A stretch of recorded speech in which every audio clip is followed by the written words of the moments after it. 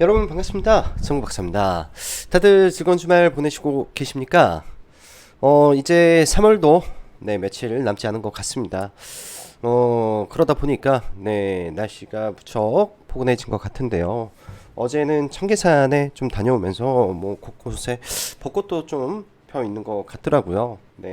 참 외부 활동하기 정말 좋은 날씨이지 않나라는 생각을 하는데, 그럼에도 불구하고 이 중국으로 인한 이 황사가 약간의 좀 제약은 있는 것 같습니다.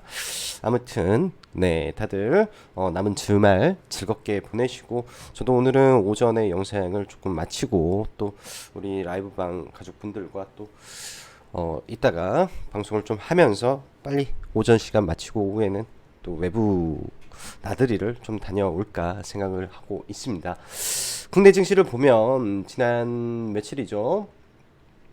3월 9일 날 이렇게 상승을 하다가 갑작스러운 SVB 은행 사태로 인해서 연 이틀간 뭐 한 3일 정도죠. 3일간 급격하게 시장에 조정을 보이더니 어느새 그러한 조정이 있었냐는 것처럼 코스닥이 신고가를 치는 모습까지 올라와 있습니다. 뭐 부단 2차 전지의 힘으로만 올라온 건 아닌데, 뭐 최근에 이제 또 삼성전자의 300조 이슈, 그리고 국내 K칩스법, 여기에 더해서 목요일 날이죠.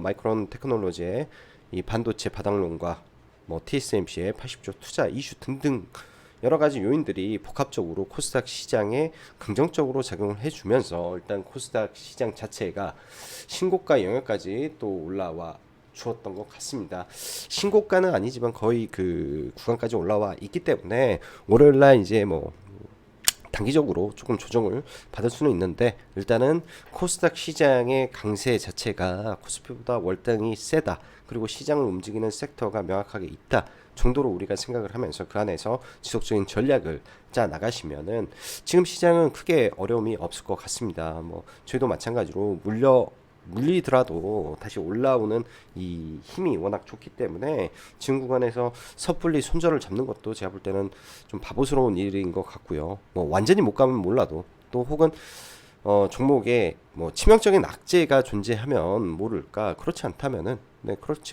뭐 구태여 뭐 손절까지 고려를 하면서 지금 시장을 뭐 대응할 필요는 있나, 그런 생각도 합니다. 그래서 지금 시장은 굉장히 좋은 장이 연속되고 있다 정도로 생각을 하면서 좀 시장을 바라보면 좋을 것 같고요. 오늘 시장을 정리하면서 이제 잠재적인 리스크에 대한 부분도 살짝은 적어놨는데, 이거는 뭐 오늘부터 많은 고민을 저도 해봅니다. 사실 이 미국에서 발생된 SVB 뱅크, 그리고 그게 전이가 돼서 CS 은행 자체도 매각을 해버릴 정도면은 적은 일은 결코 아닙니다. 근데 국내 증시에서는 어떻게 보면은 전혀 뭐 타격이 없는 거죠. 전혀 타격이 없는 상태에서 지금 움직이고 있는데, 도이치뱅크의 우려, 사실은 시장에 불안하다 보니까 불확실성에 대한 우려감이 또 만들어낸 이 모습이지 않나 정도 생각이 듭니다. 도이치뱅크도 워낙 큰 은행이고 거의 10개 분기 연속 흑자를 내고 있는 상황에서 이런 우려감이 커졌다, 발생을 했다라는 거는 약간의 어불성성도 있는 것 같은데, 또 다른 한편으로 생각을 해보면 그렇죠. 아이템 굴뚝에 연기 날까? 라는 생각을 해본다면 이 부분도 지속적으로 우리가 파보고 이 부분에 대한 뭔가에 대한 문제가 크다라고 생각을 했을 때는 이 출구 전략도 한편에는 만들어 놓고 시장을 바라보는 게 보다 현명한 투자자 자세이지 않을까라는 생각을 합니다. 전혀 우려를 조장하고 싶은 마음에서 그런 내용을 작성하지 않았다 정도로 참고하시면 좋을 것 같네요. 자, 그럼 바로 시작해 보도록 하겠습니다. 들어가기에 앞서서 라이브 방송 가입은 4월 2일까지 일단은 진행을 할 예정이며, 그 기간에는 추가 일정을 드리고 그 이후에는 일정 없이 그렇게 앞으로는 진행을 하려고 합니다. 자, 유럽 도이치뱅크 은행 리스크 문제보다 강한 2차 전지 로봇 AI 그리고 시장 수급주에 더 집중을 하는 게 오히려 지금 시장에서는 더 나을 거다라고 생각을 하고, 이러한 이슈로 인해서, 이러한 글로벌 이슈에 의해서 시장이 하락을 했을 때 어떤 종목을 우리가 노리고 지켜보고 있어야 될지 정도를 계속 보면서 그 틀, 이 만들어진 이 하나의 틀 안에서 우리가 움직이는 게 더 중요한 것 같습니다. 내가 바라보는, 내가 생각하는 좋은 재료보다는 시장이 인정을 해주는 재료, 시장이 바라보는 이 방향성에 조금 더 포커스를 맞추고 저도 시장을 바라볼 계획이네요. 간밤 해외 증시를 먼저 보면은 일단은 국내 증시 잘 마감하고 뭐 나스닥 선물이라든지 양호한 상태에서 움직이고 있는데 갑작스럽게 독일의 이슈가 불거지면서 뭐 독일, 프랑스, 뭐 영국 할 거 없이 유럽 증시는 급락을 하고 마감이 됐습니다. 유럽 증시도 장 막판에 약간은 좀 올라오는 모습이 있었는데 일단 그 영향에 의해서 미 증시도 동시에 좀 하락을 보였죠. 장중 계속 하락을 하다가 장 막판에 좀 끌어올렸는데 장 막판에 이 이슈가 몇 개가 있었습니다. 이슈가 그거는 이따가 내려서 내용을 정리한 걸 보면 될 것 같고요. 국내 증시도 변동성은 상당했죠. 변동성은 장 초반에 밀렸다가 올라왔다가 또 급락했다 다시 올라왔다가 장 막판에 좀 올라왔는데 장 막판에 올라올 때는 이제 코스닥 시총 상위 종목인 LNF가 반등을 하면서 또 에코프로 그룹주가 이 낙폭을 중간에 키우면서 빠졌다가 다시 정상적으로 보합권으로 올라오면서 올라왔기 때문에 에코프로에 의한 2차 전지에 의한 변동성은 분명히 존재하고 있다라는 거 우리가 즉시하면서 좀 볼 필요는 있을 것 같다 정도 생각이 들고, 사실 금요일날 수급적으로 보면은 선물의 매도의 강도는 상당히 셌습니다. 선물의 매도의 강도는 상당히 셌고, 사실 코스피 같은 경우에 삼성전자를 최근 공격적으로 외국인이 매수를 하고 있는데 삼성전자가 지수를 떠받치는 역할을 해주는 것이 지수를 버티게 만드는 요인인데, 사실상 삼성전자의 상승을 제외하면은 코스피 지수는 금요일날 추가적으로 하락의 모습이 나왔다라는 게 맞는 말일 것 같습니다. 그만큼 시장의 이 코스피 섹터는 약하고 코스닥 종목군들이 굉장히 종목 장세를 뜨겁게 펼치는 시장이다라고 판단하시면 될 것 같고요. 자, 이 신용 잔고는 계속 저도 체크를 하고 있습니다. 고객의 탁금은 줄어드는 가운데 신용 잔고는 올라가고 있다. 완전히 지금 문제가 많은 거죠. 고객 예탁 46조 48조에서 46조로 빠졌는데 신용은 빠지고 있지 않다라는 점. 그래서 어느 시점에 가면 이 신용 잔고의 문제가 분명히 있을 거라고는 저는 생각을 합니다. 근데 지금은 아닌데 분명히 한 차례 시장이 급락을 할 때 우리가 생각하는 것보다 확 한 번씩 빼는 그런 사태가 나올 수 있다 정도 생각을 하면서 비중 관리에 신경 쓰시면 될 것 같아요. 자, 국내 증시가 마감된 이후 유럽 증시는 CS 사태 이후 다시금 도이치뱅크의 CDS 프리미엄의 급등에 따른 위기 가능 불안감이 조성이 되면서 장중 한때 마이너스 14%, 미국 증시에 상승된 도이치는 마이너스 7%까지 빠졌다가 장막판에 이제 마이너스 3%까지 줄이면서 일단은 마무감이 되었습니다.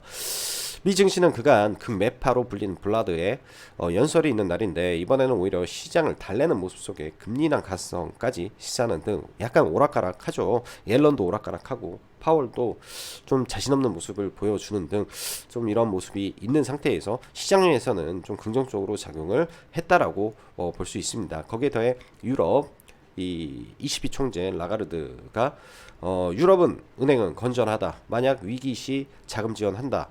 또 JP모건 CEO도 도이치 문제 없다. 긍정적 발언을 지속하면서 어찌어찌 미 증시는 상승 마감하였습니다. 시황적으로 볼 땐 간략하게 말하면 문제가 없다면 뭐하러 위기 시 자금을 지원하겠다는 발언과 대비를 하고 있고 시장을 달래고 있겠냐 라는 생각을 저는 동시에 합니다. 올랐다고 좋아하기보단 뭐가 근본적인 문제인지가 중요한데 현재 개인적인 판단으로는 미실현 손실액이 금리가 올라가면 천문학적으로 올라가고 있는 것은 팩트이기 때문에 이 부분이 문제가 될 것이고, 더 중요하게 보는 것은 미국의 상업부동산 붕괴되면 그때는 매우 조심할 예정입니다. 상업부동산에 엮여있는 이 파생상품이 생각보다 많네요. 그러한 상황만 없다면 시황상 문제 없다 정도로 보면서 대응하면 되고, 국내의 경우는 그나마 대형은행들이 워낙 보수적으로 파생상품에 투자를 안 했기 때문에 문제가 없는 것인데, PF 부동산 PF발 사태는 4월에서 5월 달 만기 도래가 일단은 수십조 플러스 알파로 지금부터 추적 중에 있습니다. 새벽 새벽에 제가 오늘 일어나서 한 3시간 넘게 이거를 정리하고 보다가 오늘 하루의 시간을 많이 보냈는데요. 저는 봤을 때 문제 있다 정도로 해석이 됩니다. 그나마 터지지는 않겠지만 이게 점점 커지고 있다 정도, 불안감을 조성하기 위한 글은 아니다 정도 알아주시면 될 것 같고요. 이러한 문제 제가 추적 관찰 중에 있으니까 어느 시점에 되면은 위험합니다, 뭐 그런 이야기를 할 때도 있겠죠. 그런 거 계속 보면서 고민하고 있다 정도 보시면 좋을 것 같아요. 사실 우리가 사는 세상은 이 투머치 인포메이션입니다. 정보의 노이즈에 살고 있고, 그로 인해서 정말 중요한 정보를 망각하게 되기 때문에 그 필터링이 매우 중요하다고 생각합니다. 특히나 주식시장 같은 경우에는 그런 정보가 우리의 소중한 자산과 직결되기 때문에 더더욱 중요하고요. 사실 이제 이 부분이 뭐 노하우라고 하면 노하우일 수도 있고, 아니면은 경험이라고 하면 경험일 수도 있고, 엄청나게 기사를 보고 또 보고 또 보고 그러한 과정 속에서 조금씩 늘어나는 거라고 생각을 합니다. 하루아침에 이루어지는 거 아무도 없습니다. 그래서 돈이 되는 재료가 뭔지, 돈이 되지 않는 뉴스가 뭔지에 대한 고민을 여러분들도 더 많이 해보시기 바랍니다.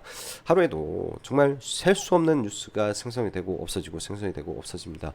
그 안에서 돈 될 기사를 우리가 선별하고 또 발굴해내는 능력이 또 한편에서는 중요하겠죠. 3월 초까지 우상향하던 코스닥 시장은 지난 SVB 뱅크 사태로 촉발된 초유의 은행 파산 사태로 인해 단기간 급락을 보인 이후 글로벌 증시에서 가장 강한 모습 속 금요일 다시금 지수 신고가를 만들면서 상승 마감을 하였습니다.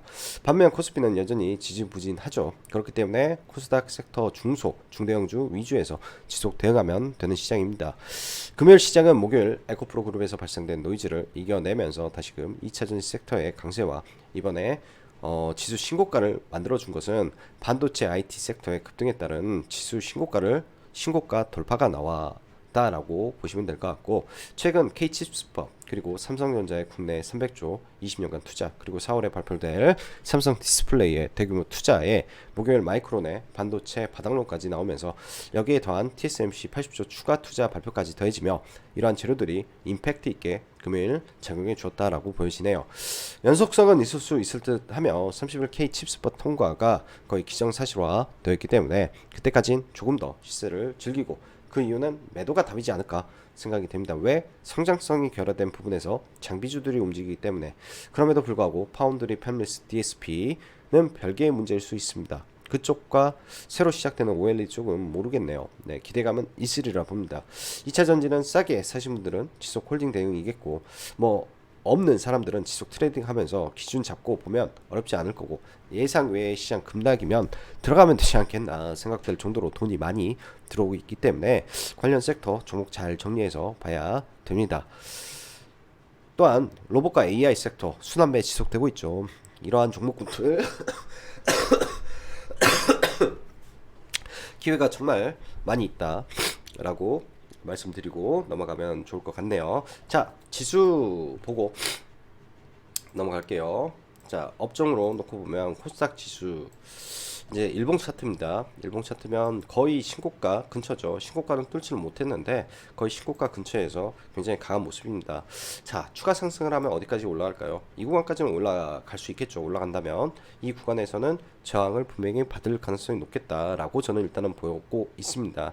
여기까지 올라가면 저항을 받을 때 이 저항이 얼마나 세게 받을지 정도 봐야 될 것 같고, 주봉상으로 봤을 때는 굉장히 좀 좋아요. 이 하락 추세 다 뚫어냈고 여기서 조정 지지를 받고 올라오는데, 주봉상으로 봤을 때도 850포인트가 저항 구간에 있는 거고요. 월봉상으로 봤을 때도 이쪽 850포인트가 저항 구간에 있기 때문에 이 저항 구간을 어떻게 돌파를 해 줄지에 대한 부분을 우리가 생각을 하고 있어야 된다라고 저는 보여집니다. 월봉의 저항은 강력한 저항이 될 수 있습니다. 과거 보면은 월봉에 이때 이렇게 급락을 하고 나서 단기간에 올라왔는데, 뭐 간단하게만 설명을 하죠. 보통 하락을 하면 저점 구간에서 50% 반등, 50% 반등이 기본적으로 나옵니다. 지수에서는. 자, 그리고 코스닥도 마찬가지로 뭐 대충 선 그어놓고 보면 50% 반등은 뭐 이 정도 선이잖아요. 피보나치에서도 50% 반등이기 때문에 반등의 임계점은 거의 다 왔다.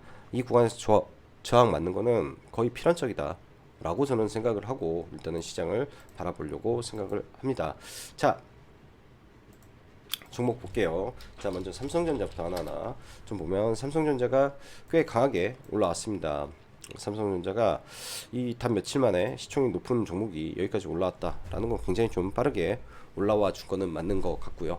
삼성전자가 만약에 이 구간을 뭐 정부의 K-칩스법에 힘입어서 돌파가 나온다면야 굉장히 좋은 일이겠죠. 코스피 지수를 끌고 올라갈 수 있으니까. 대신 삼성전자가 가는 장에는 다른 대형주가 밀려버립니다. 다른 대형주들이. 그래서 그런 점 참고를 해야 될 것 같고, 삼성전자 가면 중소 이 소부장을 끌고 가죠. 그런 정도. 자, LG에너지솔루션 조정이 어떻게 나오는지 일단은 지켜보고 있고, 일단 코스닥 소부장 종목 그 2차전지 종목이 워낙 세기 때문에 그쪽 위주에서 계속 참고를 하는 게 좋지 않나 생각이 들고요.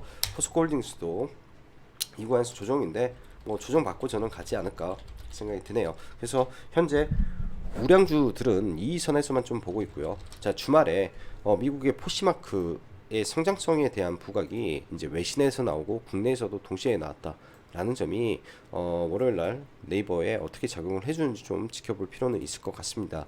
네이버가 포시마크를 인수해서 박살이 나버린 거잖아요. 이거 포시마크 인수해가지고 이렇게 급락이 나왔는데, 이 포시마크가 성장한다 라고 했을 때는 어떠한 현상이 일어날지 정도 한번 체크해 보면 좋을 것 같고요. 자, 2차전지 에코프로 구간적으로 보면 여전히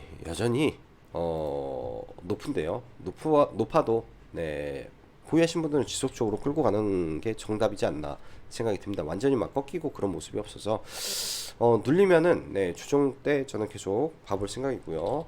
에코프로 BM도 여전히 강세 유지 중이기 때문에 아직도 종목이 죽었다라고 보기는 어려울 것 같습니다. LNF 같은 경우가 금요일날 일단 좀 올라왔는데요. 지금 양극재 섹터 내에서 LNF도 이 물량이 20만 톤에서 이제 올해 24만 톤으로 캐파가 늘어나는데, 사실 양극재 캐파가 지금 현재로서는 LNF가 아마 제일 많을 거예요. 추가 증설이라든지 그런 내용이 아직 나오지 않아서 그러는데, 일단 뭐 신고가를 만든다면 LNF를 좀 월요일날 만드는 모습이 나오지 않을까 생각이 들고, 금요일날 장 후반에 좀 의미 있는 수급이 들어와서 일부 매도하고, 시간 외 첫 타임에 추가로 한 번 더 매도를 하고 일부 물량을 가지고 좀 넘어가고 있습니다. 같이 이제 회원님들하고 같이 들어간 거고요. 그래서 돌파가 된다면, 그러니까 양극재 후발주자를 날린다면 LNF가 되지 않을까 싶고, 최근에 이제 테슬라의 판매량이 늘어나고 있기 때문에 그런 부분에서 이제 호재로 좀 작용을 해주는 정도로 파악이 됩니다. 그 밖에 이제 이 미래 나노텍을 제가 관심 있게 보자라고 말씀을 드렸어요. 목요일 날 방송에서 갭이 좀 높게 뜨기 때문에 갭에서 보는 것보다는 조정 시 매수 관점을 좀 보는 게 좋겠다라고 말씀드렸는데,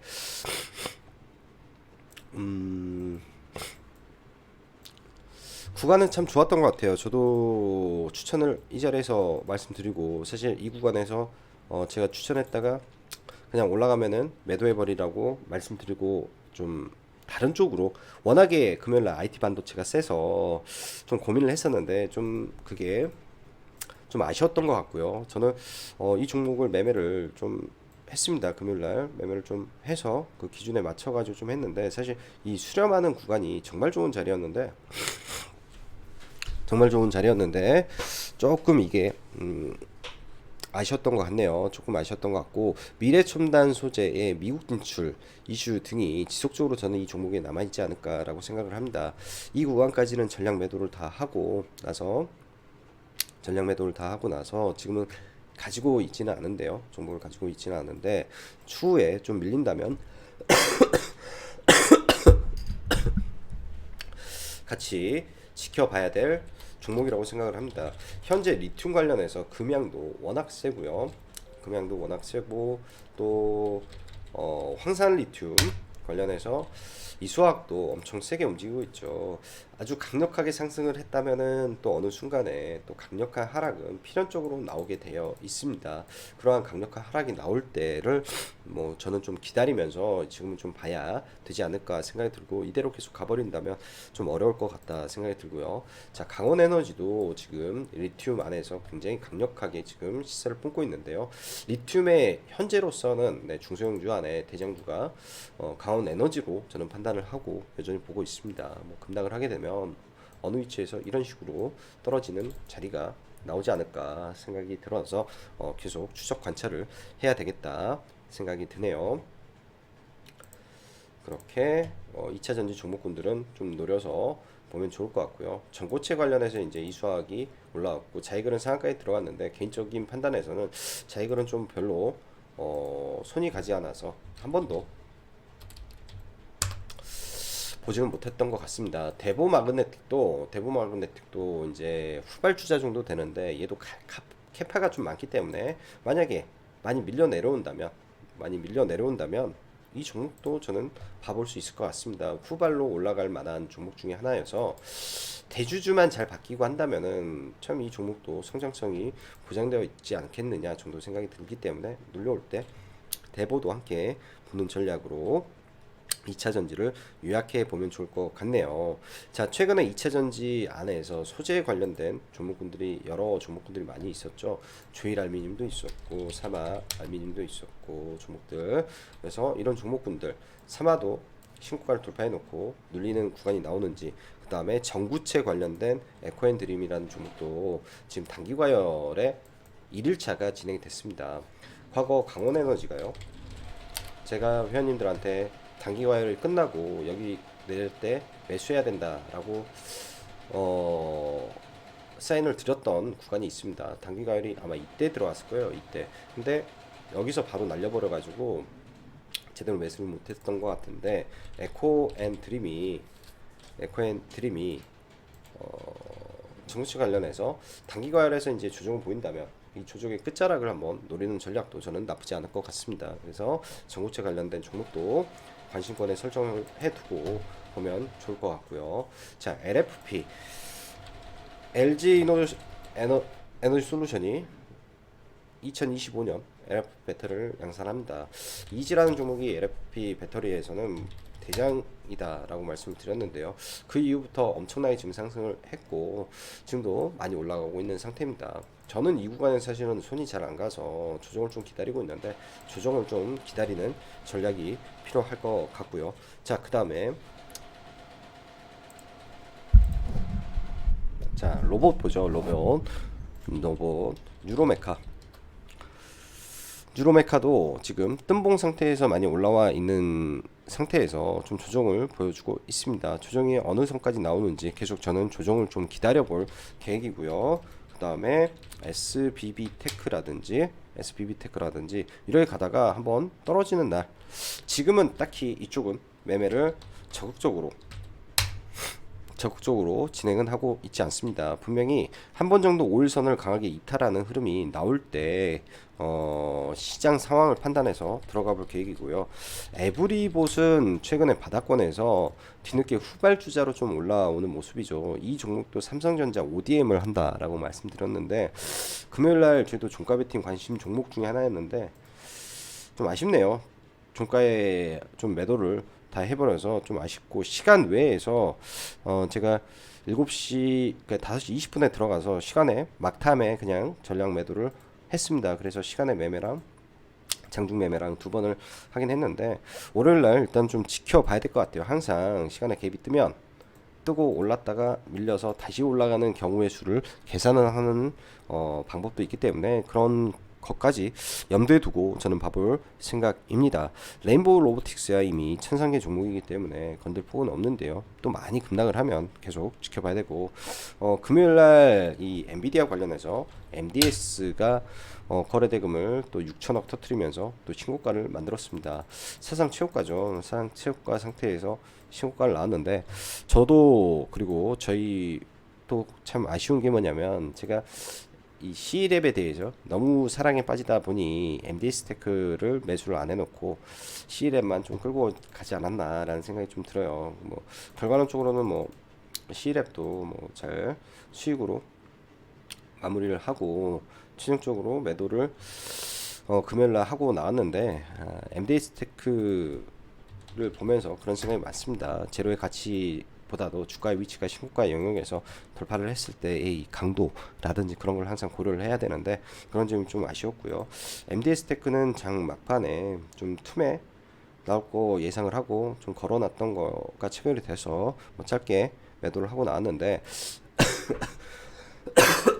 이 종목이 다 좋은데 이 상한가 가고 나서 이렇게 하는 흐름들, 이렇게 급등하고 빠지는 흐름들을 봤을 때는 좀 밀리지 않을까 정도 생각이 드네요. 종목 자체가 좀 밀리지 않을까 생각이 좀 듭니다. 그래서 계속 지켜는 봐야 될 것 같고 지금 셀바스 헬스케어라든지 셀바스 AI라든지 여전히 강한 흐름이고 엠노라는 종목도 고점에서 여전히 강한 흐름이라 이쪽 이 2차 전지 섹터가 완전히 끝났다라고는 좀 보기는 어려울 것 같아요. 그 다음에 추맥스 홀딩스라는 종목인데요. 전기차 충전 관련된 회사인데 다시금 상태가 좀 많이 올라왔습니다. 다시 정배열로 좀 올려놨기 때문에 조정을 보이고 다시 돌파하는 흐름이 나올지 오늘부터 추적 관찰을 좀 해볼 생각이고요. 자, 삼성 디스플레이라든지 반도체 관련된 종목군들 보죠. DB하이텍은 금요일날 이제 기준점을 좀 설정을 해놨던 종목이고 또 매매도 좀 진행을 했었는데 저는 이제 뭐 중간에 이런 자리에서 들어갔어야 되는데 타지를 못해가지고 여기서 뭐 한 2% 정도만 뛰게 하고 이 눌림에서 매매를 좀 못했던 것 같습니다. 내용이 좀 복잡하네요. 지금 물적 분할 관련해서 29일날 주주총회가 예정이 되어 있는데 이 갑작스러운 사모펀드 570억 매수는 뭘까에 대한 고민을 많이 하게 됩니다. 이 사모펀드가 도대체 뭐 행동주의라든지 뭐 이거 관련된 애들이 들어온 건 아닌가라는 좀 생각이 갑자기 좀 많이 들고요. 대량의 지금 매수가 들어와서 이 주총에서 뭔가가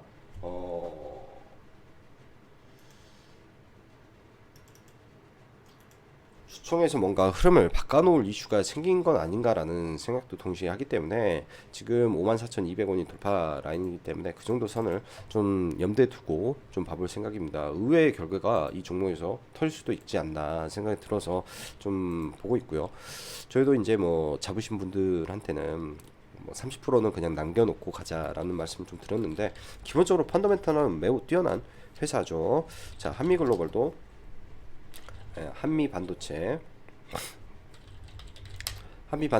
지금 급등을 해서 신고가 영역입니다. 신고가를 뚫어줄지 며칠은 더 지켜봐야 될 것 같고 삼성 디스플레이 관련해서 라운텍은 이 테마의 대장이라고 말씀드렸습니다. 빠져도 저는 올라올 것 같아서 조정시 얘도 트레이딩 관점에서 계속 볼 거고요. 덕산 네오록스는 금요일날 저희가 이제 시장 빠질 때 목요일날 매수를 쭉 해놓고 최고점 38,500원에서 일단 전략 매도를 했는데 이 종목은 좀 무겁다 보니까 추가 상승하더라도 5만원에서 근치지 않을까라는 생각에 일단은 매도를 다 했습니다. 발표 전에 밀린다면 매수고 그렇지 않다면은 매수로는 볼 생각은 없고요.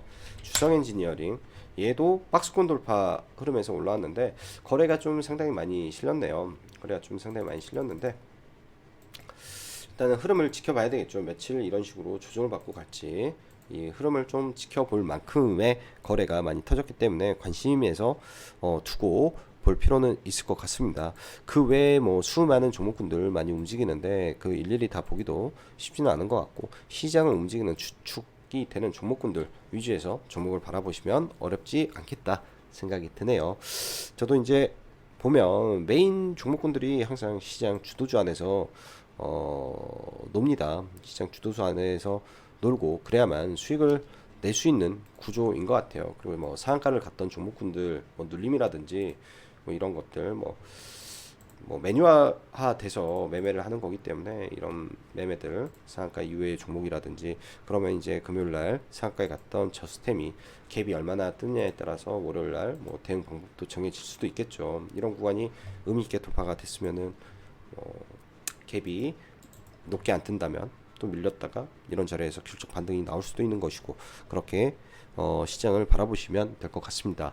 자, 또 새로운 한 주이고 또 이번 주만 끝나면 4월이 마감이 되는 그런 3월의 마지막 주입니다. 무리하지 마시고 또 지수의 위치가 또 조금만 더 올라가면은 정말로 강력한 저항이 남아있는 구간이기 때문에 지금 내가 투자를 해서 일주일 만에 인생을 바꾸겠습니까?